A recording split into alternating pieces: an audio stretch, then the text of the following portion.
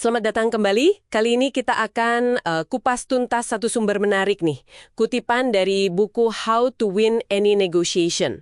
Fokusnya spesifik banget. Negosiasi dengan franchisor. Betul. Topik yang krusial ini. Misi kita jelas ya, membekali Anda semua dengan intisari dari sumber ini. Biar lebih pede gitu pas hadapi perjanjian waralaba. Mari kita bedah sama-sama. Tepat sekali. Karena perjanjian waralaba itu seringnya ya berat sebelah, condong ke franchisor. Jadi paham apa aja yang bisa dinego itu, wah penting banget, biar nggak nyesel nanti. Sumber ini kasih panduan bagus lah. Oke. Panduan ini kan rekenin banget ya soal due diligence. Uji tuntas lah istilahnya. Apa nih langkah pertamanya? Yang paling awal itu bedah dokumen pengungkapan. Franchise Disclosure Document atau FDD. Penulis bukunya ngingetin jangan gampang percaya klaim potensi pendapatan. Apalagi kalau cuma dari toko contoh punya franchisor. Maksudnya gimana tuh? Ya, kan lokasi kita nanti beda, demografinya beda, perlu waktu juga buat bangun pelanggan.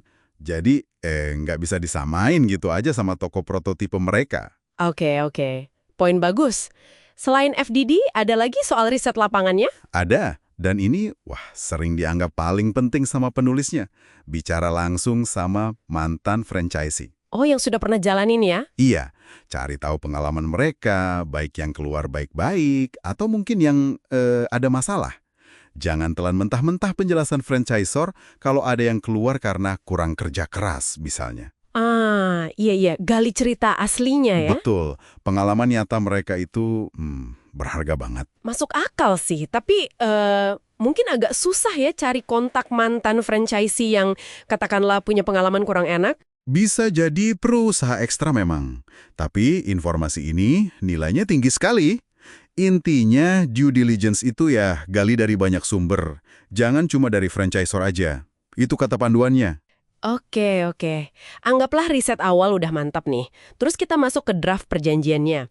Sumber ini nyebut banyak banget area negosiasi. Gimana cara milahnya nih? Ya, daftarnya lumayan rinci, Mangang. Biar gampang, sumber ini sarankan lihat per kategori aja.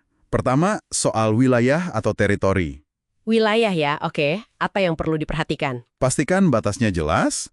Terus, apakah ada proteksi? Maksudnya, franchisor bisa nggak buka cabang lain atau taruh franchisee lain deket banget sama lokasi kita.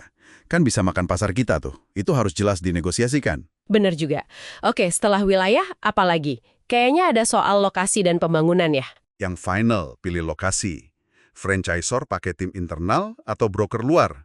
Siapa yang jamin sewanya? Terus, siapa yang bangun tokonya? Wah, iya ya. Itu krusial semua. Belum lagi soal desain. Udah sesuai aturan bangunan setempat belum? Materialnya di mana kualitasnya?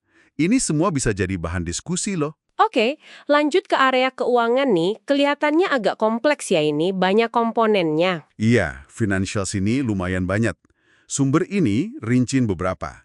Misalnya biaya pelatihan. Pelatihan, maksudnya? Iya, kan ada training biasanya. Nah, siapa yang nanggung biaya tiket, akomodasi kalau trainingnya di luar kota misalnya? Terus, dana iklan bersama. Ada potongan biaya administrasi nggak?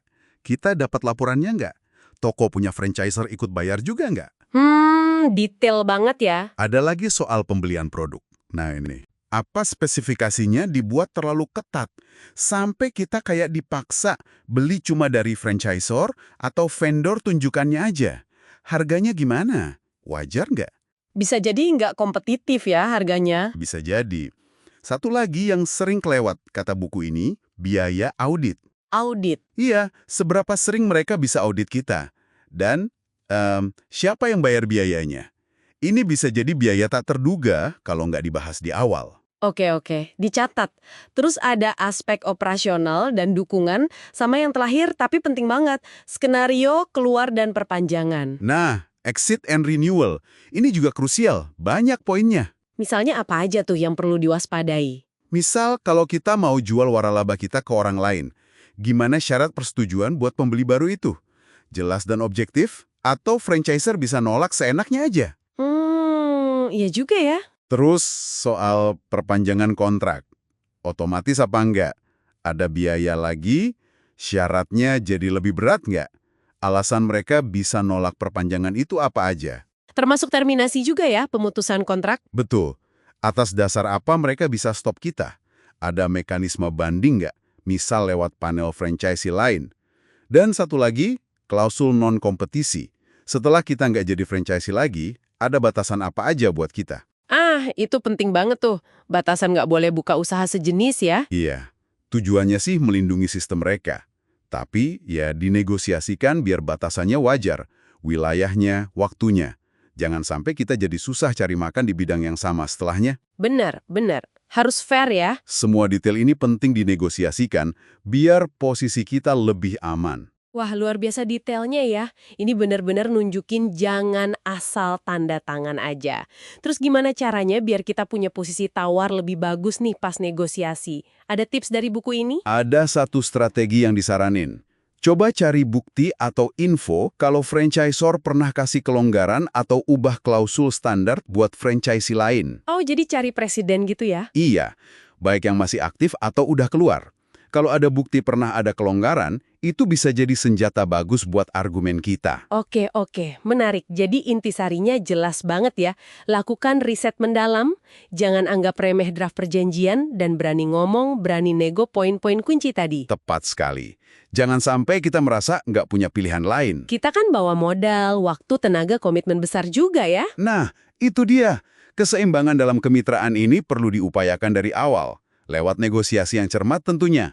Oke, sebagai penutup nih, mungkin ada satu pertanyaan buat direnungkan oleh Anda semua di rumah berdasarkan obrolan kita. Seberapa besar sih nilai kemandirian atau independensi yang rela Anda tukarkan demi gabung ke sebuah sistem waralaba, meskipun sistem itu udah terbukti jalan?